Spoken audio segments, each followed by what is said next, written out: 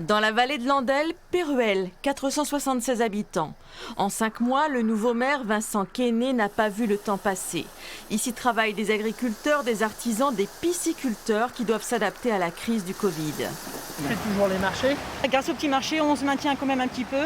Bon, la vente ici en gros, ça se maintient un petit peu aussi, donc ça part en Belgique et en Allemagne.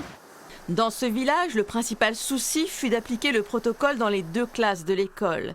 Dans un si bel endroit, le confinement des habitants est moins pénible. Mais les projets de la nouvelle équipe ont pris un peu de retard. Les budgets ont été votés au mois de juillet. Donc l'année 2020 est vraiment une année de... On continue un petit peu ce qui était lancé.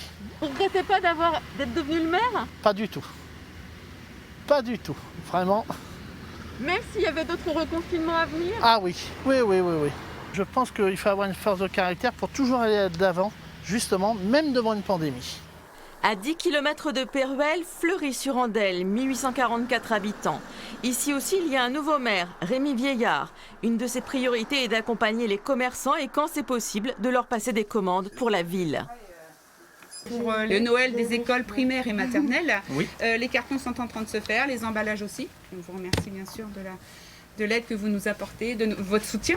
Vous êtes un peu déçu ou pas trop? Je ne suis pas déçu. J'aurais préféré forcément que le virus ne soit pas là.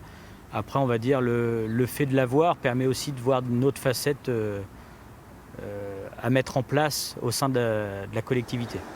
Ces nouveaux maires ont commencé leur premier mandat par le plus dur, mais ils espèrent des jours plus insouciants avec des kermesses, des repas de Noël et enfin des mariages.